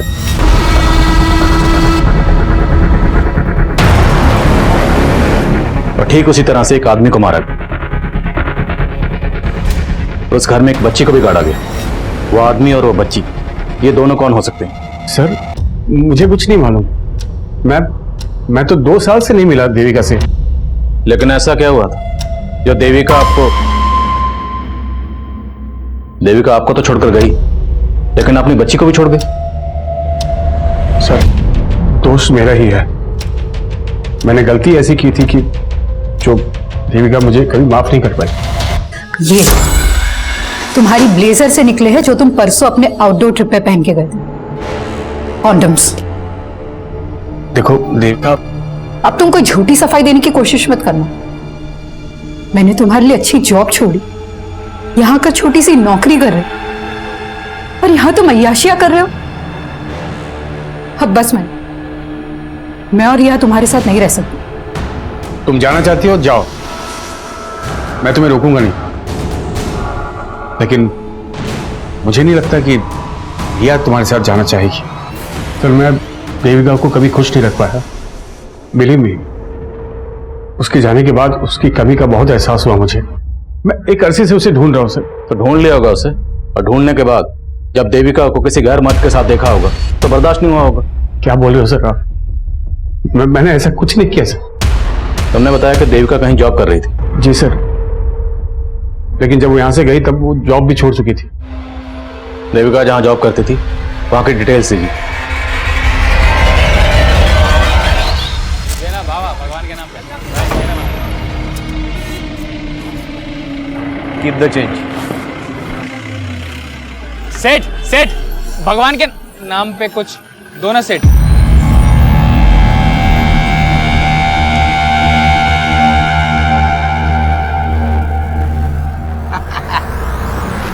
ना अबे आग। अरे नगीना तू, ए कालू लाली, इधर आओ इधर आओ। अरे ये क्या है? हट, छी, 10,000 रुपए का शर्ट है। और ये क्या है? हाथी का दांत है, हाथी का दांत। हाथी का दांत? अबे हाथी के छोटे बच्चे का दांत। जा। अच्छा। अबे तेरा नगीना ना अभी किसी की किस्मत का नगीना बन गया है। उसको भी चमका दिया और खुद भी चमक गया। कौन है वो जिसको चमका दिया बे तूने? सर, जिस घर में हमें जली हुई लाशें मिली, उस घर के मालिक विक्रांत पाठक का फोन दिल्ली के मुखर्जी नगर में बंद हुआ था, और हमने उसके रिश्तेदारों और दोस्तों से भी पूछताछ की, लेकिन कोई क्लू नहीं मिल पाया कि वो छिपा कहाँ पे। मकान मालिक और किराएदार के अलावा पाठक और देविका के बीच में कोई और कनेक्शन? सर, फिलहाल ऐसा कोई कनेक्शन सामने नहीं आया, और ना ये पता चल पाया कि दूसरी जली हुई लाश किस आदमी की है। लेकिन देविका के बैंक अकाउंट से कोई ना कोई फोन नंबर तो लिंक होगा। उस नंबर की डिटेल्स निकला, शायद कोई क्लू मिले। और ये मकान मालिक पाठक, इसे हाजिर करो। एक बार ये मकान मालिक हमारे हाथ में आ गया तो हमें सब पोस्टमार्टम रिपोर्ट के मुताबिक देविका और उस आदमी को पहले नशीली दवा देकर बेहोश किया गया। घर से मिले ग्लासेस में फ्रूट जूस के साथ साथ दवा के ट्रेसेस भी मिले। बेहोश करने के बाद उनके हाथ पैर बांधकर दोनों को जला दिया गया। बच्चे की मौत धुएं से सफोकेशन की वजह से हुई। मरने के बाद उसे गाड़ा गया। एक मर्द, एक औरत और एक बच्ची, देखने में तो फैमिली लगती है, पर ये फैमिली थी या नहीं थी इसके लिए इन तीनों का डीएनए टेस्ट करवाना हो। पर मारने से पहले इन दोनों को जूस में बेहोशी की दवा पिलाई गई, तो मतलब साफ ये काम किसी जान पहचान वाले का ही है। अब ये जान पहचान वाला या तो देविका की पहचान का होगा या उस आदमी की। देविका की पर्सनल और प्रोफेशनल लाइफ के बारे में जानते। देविका के नोएडा वाले ऑफिस में चलते। ये हमारी नगीना ने बनवाया है। देखो ये भी कैसा है, पूरे 2 तोले का है और एकदम सच्ची सोने का है। हाँ, तुम्हारी नगीना को लाखों का कोई भीख दे गया है या लॉटरी लगा है? कोई लॉटरी नहीं लगा है, वो तो हमारे नगीने का दिमाग है। उसने बहुत बड़ी जुगत लगाई है। जुगत? हाँ। शांति बहन, हमको भी तो बताओ जुगत। किसी को बताना मत। वो ना शहर गया था तो वहाँ पर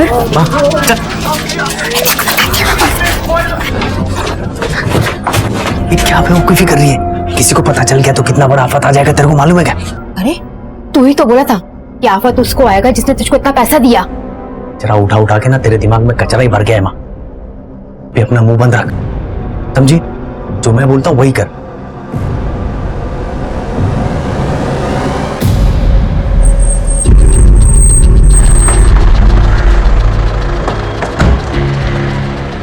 सर, देविका तो 2 साल पहले यहाँ से रिजाइन करके चली गई थी। 2 साल से मैं भी उसके कांटेक्ट में नहीं हूँ।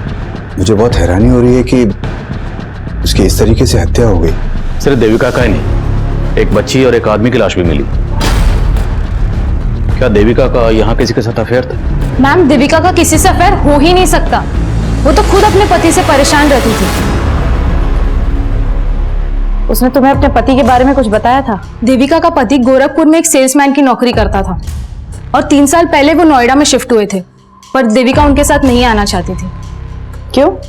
क्योंकि देविका बहुत ही क्वालिफाइड थी मैम, और वो गोरखपुर में एक एरोस्ट्रेस इंस्टीट्यूट में ग्रूमिंग इंस्ट्रक्टर का जॉब करती थी। लेकिन फैमिली के लिए वो यहाँ आ गई और रिसेप्शनिस्ट का जॉब कर रही थी। लेकिन इतने सब सैक्रिफाइस के बाद भी ना उसका पति उसे इंपॉर्टेंस देता था और ना उसकी बेटी उसे समझती थी।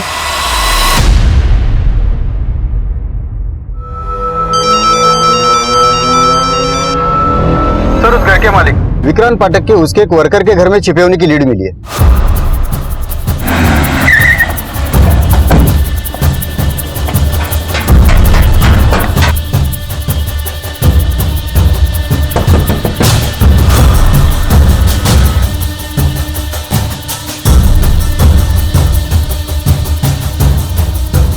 साहब, देविका और उसके बच्चे से मैं आज तक नहीं मिला, और फिर अपने किराएदार को मरवा के क्या मिलेगा मुझे? एक चश्मदीद ने उसी घर के पिछले हिस्से में तुझे गड्ढा खोदते हुए देखा। वो तो 3 महीने पुरानी बात है साहब। 3 महीने पहले? तो 3 महीने पहले भी किसी को मारा था? नहीं साहब, किसी इंसान को नहीं। मैंने गड्ढे में अपना मरा हुआ कुत्ता गाड़ा था। कुत्ता? हाँ साहब, वो घर ही मनहूस है साहब। मुझे सस्ता मिला तो मैंने ले तो लिया, इन्वेस्ट कर दिया। सोचा था चलो कम से कम किराया तो आएगा, लेकिन दक्षिण दिशा में मुंह होने के कारण कोई भी किराएदार नहीं आ रहा था। उसके बाद मुझे एक बाबा मिले। उन्होंने सुझाव दिया कि अगर घर की मनहूसियत खत्म करनी है तो अपने किसी वफादार जानवर की बलि देनी होगी। इसलिए उनकी बात मान के मैंने तंत्र पूजा की और अपने वफादार कुत्ते की बलि दे दी और उसको गड्ढे में गाड़ दिया साहब। मैंने सिर्फ अपने कुत्ते की बलि दी थी, मैंने किसी इंसान को नहीं मारा साहब।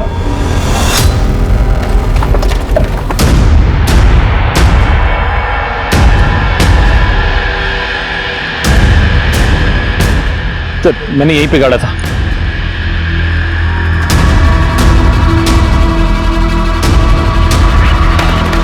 सर यही है सर, कुत्ते की हड्डी देखिए। हाथ से निकालो। लेके जाओ। इन हड्डियों को तुरंत फोरेंसिक भेजो, पता लगाओ क्या ये वाकई कुत्ते की हड्डी है, ये पाठक हमें घुमा रहा है। और देविका से जुड़े जिन जिन लोगों को पाठक जानता है सबका पता लगाओ। देविका का बॉस मेहता, उसका पति मनीष, कोई भी हो सकता है। सर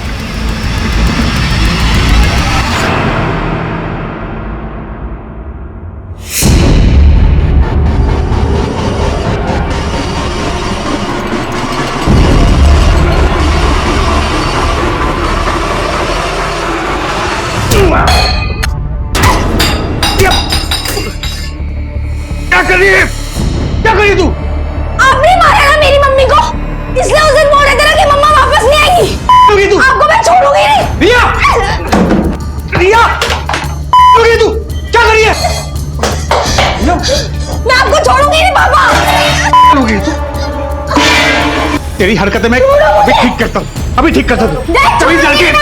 चुप कर। आपने मेरी मम्मी को मारा है। मैंने नहीं मारा। आपके सामने आपको एक्सपोज कर दूंगी। खोलो पापा, यू आर अ किलर। यहीं अंदर पड़ी रह तू। चुप कर, एकदम चुप चुप।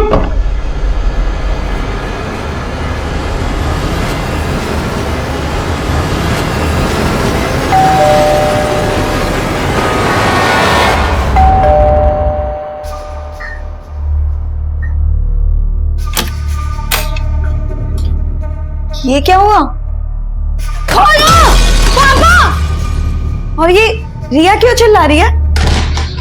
क्या बताऊं विद्या, इस लड़की ने मुझे परेशान कर रखा है। समझ भी नहीं आ रहा इसे हैंडल कैसे करूं मैं। तुम परेशान मत हो, मैं हैंडल करती हूँ।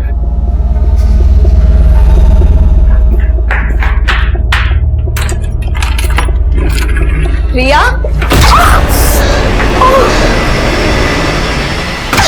सर देविका के बैंक अकाउंट से जो नंबर लिंक था ये उसके कॉल डिटेल्स है। इसमें कई सारे नंबर शो कर रहे हैं। मैं एक एक नंबर कॉल करके देख रहा हूँ। इसमें से उन नंबर पर फोकस करो जिनसे देविका की ज्यादा बात होती थी। और सर फॉरेंसिक वालों ने बताया कि घर में से मिली हुई हड्डियां किसी जानवर की ही थी, इंसान की नहीं। मकान मालिक विक्रांत पाठक का देविका के बॉस या मनीष से कोई कनेक्शन नहीं निकला। लेकिन हाँ सर, मनीष का एक छोटा भाई है नीरज, और घर की दीवार पे भी लिखा हुआ था। तो ये मनीष का छोटा भाई नीरज गायब है? गायब तो नहीं है सर। सर एक मिनट सर, देविका के कॉल रिकॉर्ड में एक नंबर नीरज नाम के लड़के का भी है। ये देखिए, नीरज जायसवाल। मैंने इस नीरज को कॉल भी किया था लेकिन इसने उठाया नहीं।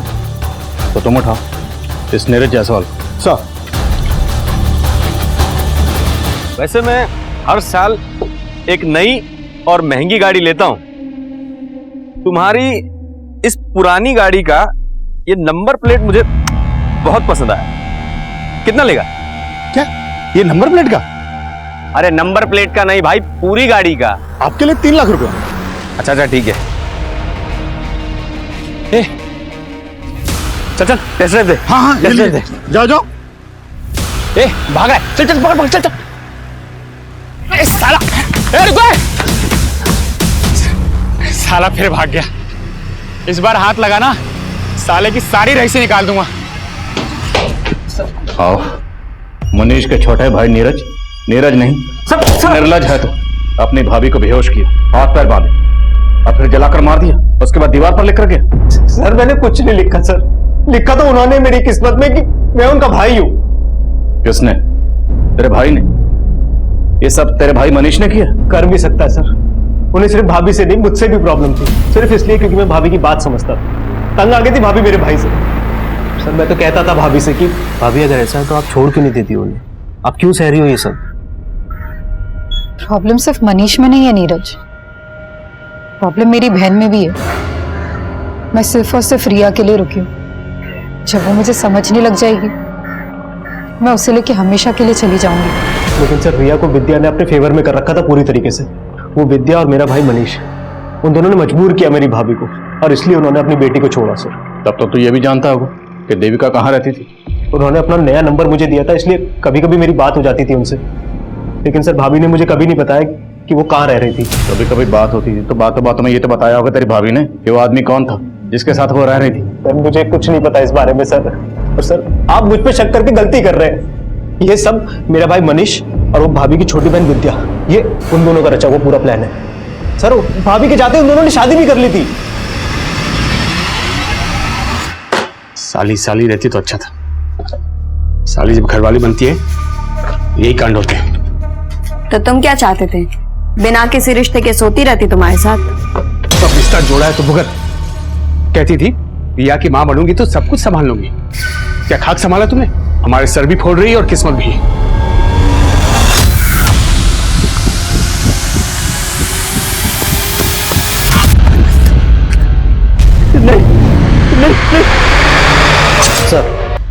सर उस मनुष्य और विद्या को उठा के लाए। बिठा दो राम। जैन सर। जी सर। ठीक है सर, मैं अपडेट करता हूँ आपको। सर, देविका के कॉल रिकॉर्ड्स में एक ऐसा नंबर मिला है जो कंटिन्यूसली स्विच ऑफ जा रहा है। किसका नंबर है? सुरेश तिवारी। इसका फोन हत्या वाली रात उस घर के एरिया में बंद हुआ जहां से लाशें मिली थी। नंबर कहाँ का है? मेरठ। तुरंत मेरठ निकल, उठाओ इसे।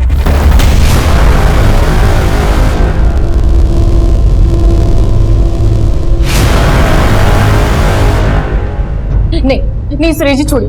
नहीं हर्षा, हमारे पास अभी कोई चारा नहीं बचा हर्षा। वो आदमी हमें जीने नहीं देगा। हम उसका टॉर्चर सह के नहीं, हम इस रस्सी पे लटक कर मर जाएंगे। सुरेश जी मेरी बात तो सुनिए। अगर आप चले गए तो हम दोनों का क्या होगा? हर्षा मुझे पता है कि हमने साथ जीने मरने की कसम खाई थी, लेकिन हम साथ जी नहीं सकते तो कम से कम साथ मर तो सकते हैं। हम नहीं मर सकते। ठीक है। क्या कर रहे हैं आप? सुरेश जी मेरी बात सुनिए, छोड़िए उसको।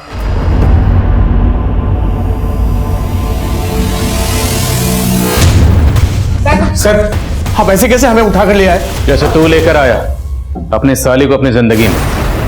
जीजा साली से बन गए मियां बीवी। फिर आखिर ऐसा क्या हुआ कि नौबत एक दूसरे का सर फोड़ने तक आ गई?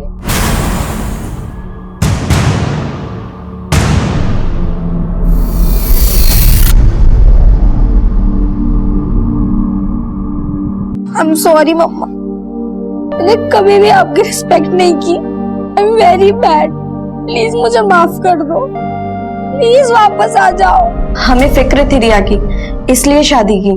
रिया की फिक्र का वास्ता देकर अपनी शादी को जस्टिफाई कर रहे हो? नहीं सर, आप गलत सोच रहे हैं। हमारी शादी से तो दी को भी कोई प्रॉब्लम नहीं थी। देखो अब मैं तुम दोनों के बीच में पिसना नहीं चाहती और ना ही तमाशा करके घर की इज्जत पे आंच आने देना चाहती। तुझे मनीष पसंद है ना, तू बना ले इन्हें अपना पति, मुझे कोई प्रॉब्लम नहीं है। बस प्लीज प्लीज मेरी बेटी रिया का ख्याल रखना।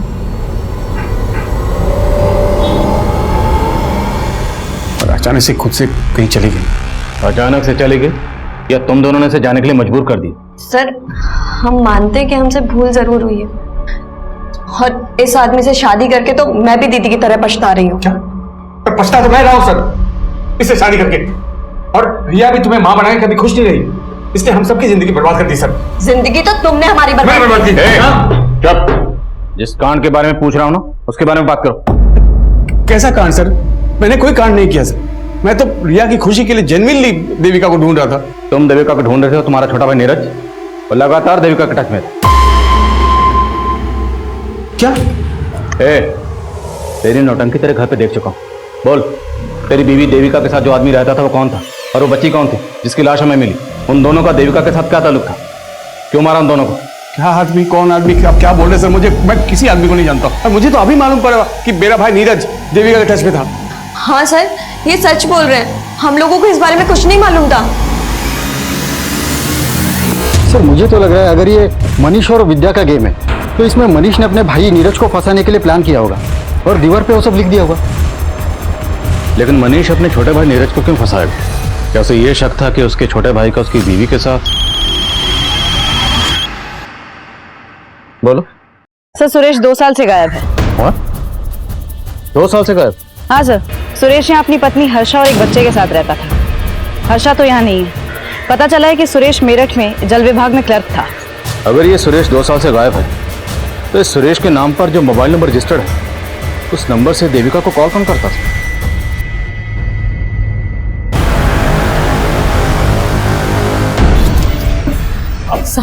आप फिर से आ गई? आपसे बोला ना जैसे ही आपके पति का पता चलेगा आपको बुला लेंगे। वो शायद नहीं मिलेंगे साहब, उन्होंने आत्महत्या कर ली होगी। क्या? तुम तो पहले बोल रही थी सुरेश लापता है, अब बोल रही उसने आत्महत्या कर लिया। ये लगा के रखा तुमने? साहब एक बात हम आपको पहले बताए नहीं थे, 2 साल पहले ऐसे ही अपने बॉस से तंग आकर उन्होंने आत्महत्या करने की कोशिश की थी। नहीं नहीं देखिए आप ऐसा नहीं कर सकते। अगर आपका बॉस आपको तंग करता है तो आप उसकी शिकायत अपने बड़े अफसर से कीजिए। क्यों आप हमको अनाथ करके जाना चाहते हैं? हमारी बात कोई नहीं सुनेगा हर्षा, हमारे बॉस ने सबको अपने खिलाफ कर दिया। कौन बॉस? वो विनायक मिश्रा।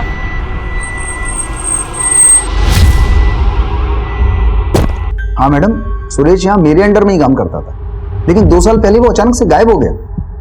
गायब हो गया? कहाँ गायब हो गया? दरअसल सुरेश 1 नंबर का करप्ट आदमी था, रिश्वत ले लेके उसने बहुत गबन की और मुझे तो लगता है वो इसीलिए गायब हुआ है। एक तरफ सुरेश तिवारी का बॉस विनायक मिश्रा पुलिस को यह बता रहा था कि सुरेश जल विभाग में गबन करके पिछले 2 साल से गायब हुआ था, वहीं दूसरी तरफ सुरेश की बीवी हर्षा ने एक दूसरे पुलिस स्टेशन में सुरेश की मिसिंग रिपोर्ट फाइल की थी और वो ये कह रही थी कि सुरेश ने आत्महत्या कर ली होगी। जल्द ही ये जानकारियां दोनों पुलिस स्टेशन के बीच साझा हो गई और सुरेश की बीवी को उस आदमी की लाश की शिनाख्त के लिए बुलाया गया जो विक्रांत पाठक के घर में एक महिला और बच्चे की लाश के साथ मिली थी। तो आप कह रही हैं कि ये लाश सुरेश की? लेकिन जहां आपने इसकी मिसिंग कंप्लेंट फाइल की थी वहां आपने ये भी कहा था कि सुरेश ने आत्महत्या की होगी। तो अगर सुरेश ने आत्महत्या की थी तो ये लाश सुरेश की कैसे हो सकती है? हम अपने पति की लाश को पहचानने में धोखा नहीं खा सकते। पर विनायक तो ये कह रहा है कि सुरेश गबन और रिश्वत लेकर भागा। झूठ बोल रहा है वो, वही फंसा रहा था सुरेश जी को। एक काम ढंग से होता नहीं तुमसे। सर पर हमारी गलती क्या है तो बताइए। विनायक बहुत नीचा दिखाता था सुरेश जी को, सारे स्टाफ के बीच में डांट देता। साहब विनायक इसी ताक में रहता था कि कब वो सुरेश जी को काम से निकलवा दे और अपने एक रिश्तेदार को रख ले। और साहब सुरेश जी से एक गलती भी हो गई थी, उसी का फायदा उठा के उनके ऊपर रिश्वत लेने का और गबन का इल्जाम लगा दी। तो सुरेश से आखिर ऐसी क्या गलती हुई थी? साहब इन्होंने आत्महत्या तो नहीं की थी, लेकिन उससे पहले विनायक को एक सुसाइड लेटर मेल कर दिया था। मैडम वो कुछ मरना वरना नहीं चाहता था, वो मुझको ब्लैकमेल करना चाहता था, वो ईमेल करके। मैं अपने बॉस विनायक की वजह से आत्महत्या कर रहा हूँ? मेरी मौत का जिम्मेदार मेरा बॉस विनायक है। मैडम उसका ईमेल पढ़ के मैं बहुत डर गया था और अगले पल देखा वो ऑफिस में था। तुमने ईमेल के बारे में पहले क्यों नहीं बताया? मैडम जब से पता लगा वो गायब हो गया है, मुझे डर था कि वो ईमेल किसी के हाथ ना लग जाए। डर इसलिए गए थे क्योंकि उसकी हत्या में तुम्हारा हाथ है। मैडम मैं सच कह, उसके साथ एक औरत देविका का भी मर्डर हुआ और इसकी बच्ची का भी। तुमने किया है ना? मैडम मैं सच कह रहा हूँ, मैं इनको जानता भी नहीं हूँ। आप कह रही हैं कि आप इस देविका को नहीं जानते, पर यह दावा कर रही हैं कि इस देविका के साथ हमें जिस आदमी की लाश मिली वो आपके पति सुरेश की लाश है। तो अचानक 2 साल बाद आप अपने पति की आत्महत्या की खबर देने पुलिस स्टेशन क्यों गए? क्योंकि 2 साल से सुरेश जी हमारे संपर्क में थे। वो भागे जरूर थे 2 साल पहले विनायक से डर के, लेकिन बीच बीच में चोरी छिपे हमसे मिलने आया करते थे। फिर अचानक से उन्होंने घर आना बंद कर दिया। उन्होंने जो नया नंबर लिया था वो भी बंद आने लगा। बस इतना पता था कि वो यहाँ शहर में कहीं रहते हैं, तो इसलिए उन्हें ढूंढने आ गए। और जब वो नहीं मिले तो उनकी मिसिंग कंप्लेंट लिखा दी हमने। आपके सुरेश जी ने शायद घर आना इसलिए बंद कर दिया होगा क्योंकि सुरेश ने दूसरा घर बसा लिया था इस देविका के साथ। क्या बात कर रहे हैं साहब आप? वो सपने में भी हमें धोखा देने की नहीं सोच सकते।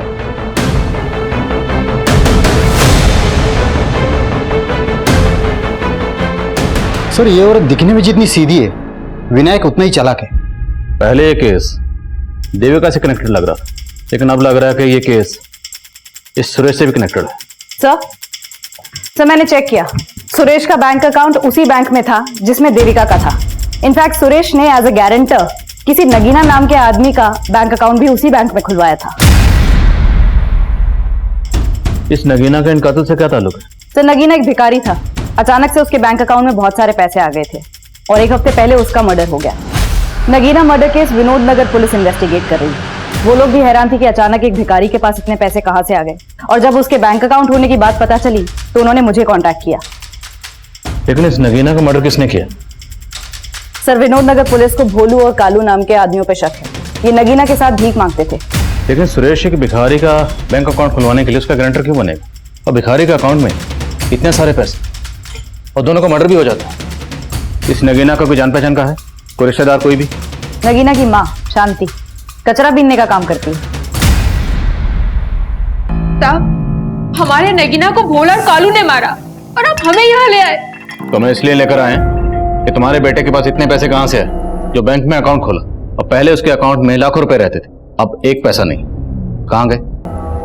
बोलो। साहब वो सारा पैसा निकालकर घर में छिपा दिया था। और पैसे आए कहां से थे? वो एक आदमी ने उसे दिया था और उसका खाता भी खुलवाया था साहब। ये था वो आदमी? नहीं साहब, हम नहीं जानते कि वो कौन था। हमारा बेटा ही मिला था उससे। अरे सेठ लोग के पास है ना, पैसा छुपाने के लिए जगह नहीं रहता है। इसके लिए मेरे जैसे लोग को ढूंढते। उसने मेरा अकाउंट खुलवाया ताकि अपना काला पैसा सफेद कर सके। लेकिन बेटा सफेद खाने से हमारा क्या फायदा? अरे माँ, वो मेरे अकाउंट में पैसा डालेगा, थोड़ा खुद लेगा, बाकी अपना। अरे उसने बोला है मुझे नौकरी भी लगाएगा। नगीना का किस्मत बदल गया था, तभी भोला और कालू से चिढ़ते थे, इसीलिए मार डाला उसको। अब आप हमें छोड़ दीजिए और उनको पकड़िए। सर अगर हम नगीना की माँ का भरोसा कर भी ले तो सवाल ये उठता है कि सुरेश नगीना को इतने पैसे दे कैसे सकता है? कहीं उसके रिश्वत और गबन के पैसों की कहानी तो नहीं? लेकिन सुरेश मर चुका है, तो मुमकिन है पूरा का पूरा खेल कोई और ही खेल रहा, और हमें उस खिलाड़ी को ढूंढना है जिसने सुरेश के जरिए नगीना का बैंक अकाउंट खुलवाया। नगीना मर्डर केस सामने आने के बाद साजिश की कई गहरी परतें नजर आ रही थी, जिनके जवाब ढूंढने के लिए पुलिस ने कल्लू और भोलू की तलाश तेज कर दी, और पुलिस के खबरी नेटवर्क ने जल्द ही कल्लू और भोलू की मौजूदा ठिकाने का पता लगा लिया।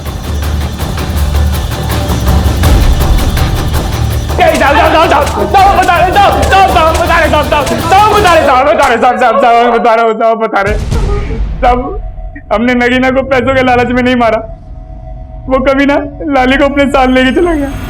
लाली? कौन लाली? तब मेरी दोस्त, हम सब साथ में भीख मांगा करते थे। एक दिन नगीना वहां आया और लाली को पैसों का टसन दिखाने लगा। जब लाली को उसने हमसे छीन लिया था और पूछने पे भी नहीं बताता था कि वो कहाँ है। लाली कहाँ है बे? बोल। अरे कितनी बार बोलूं, मुझे नहीं पता। साले बता, नहीं तो यही काट दूंगा। बता बता। साले रुक, रुक। अरे रुक, अरे ये भी। लाली का पता चला? नहीं साहब। देखो अगर माँ करो जरा धुलाई। नहीं साहब, सर घर से जो 2 जली हुई लाशें मिली और घर के पीछे से जो बच्ची की लाश मिली है, इन तीनों की डीएनए रिपोर्ट्स आ गई हैं। बहुत ही चौंकाने वाली रिपोर्ट्स हैं।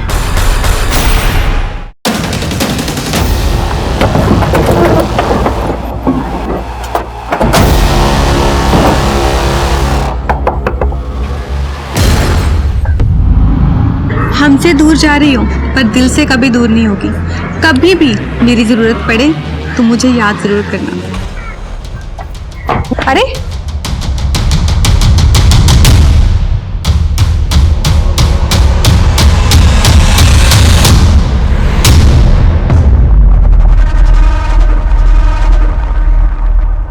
रिपोर्ट से पता चलता है कि बच्ची का डीएनए सुरेश के डीएनए से तो मैच करता है, पर देविका से नहीं।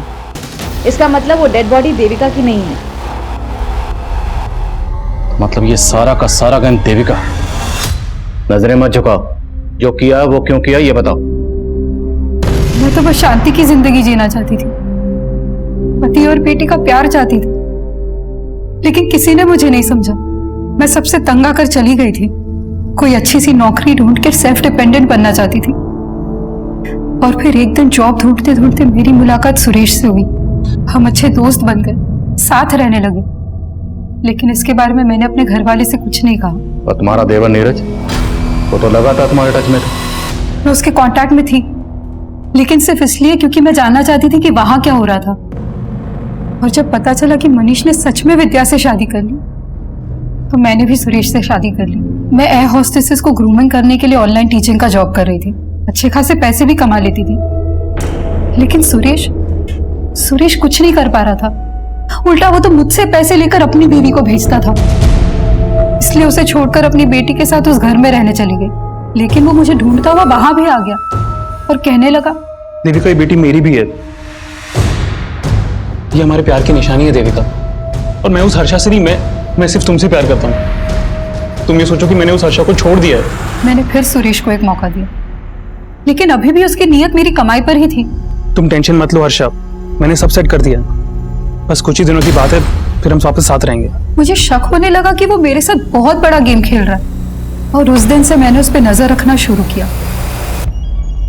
फिर एक दिन मैंने उसको एक भिखारी के साथ देखा। उसका हूबहू हुलिया अपने जैसा बनवा दिया। मैं उसका सारा प्लान समझ गई थी। वो उस भिखारी को मार के ये साबित करना चाहता था कि वो मेरे साथ मारा गया। सुरेश नगीना को मारना चाहता था? जी सर, पर मैंने उसका ही प्लान उस पर उल्टा चल दिया। फिर मैंने नगीना को पैसे का लालच देकर अपनी कदकाठी की लड़की का इंतजाम करने के लिए कहा। और नगीना भिखारन लाली को तुम्हारे पास लेकर आया। जी आपने अपना नाम नहीं बताया? जी मेरा नाम लालिमा है। अच्छा, तुम नहीं ले रही हो? नहीं, मैंने अभी खाना खाया। लालिमा पियो ना।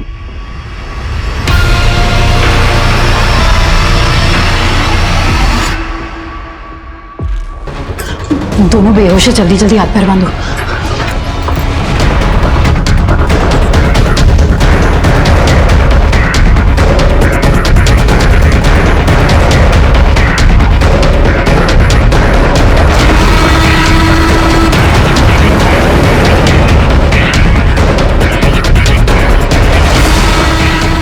और तुमने दीवार पर वो सब क्यों लिखा था?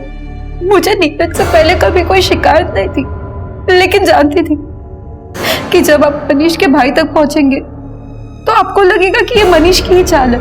और मैं मनीष को फंसाना चाहती थी, उसे बर्बाद करना चाहती थी। आज सिर्फ और सिर्फ उसी की वजह से मेरी जिंदगी बर्बाद हो गई। तुम्हारी जिंदगी खुद तुम्हारी वजह से बर्बाद हुई।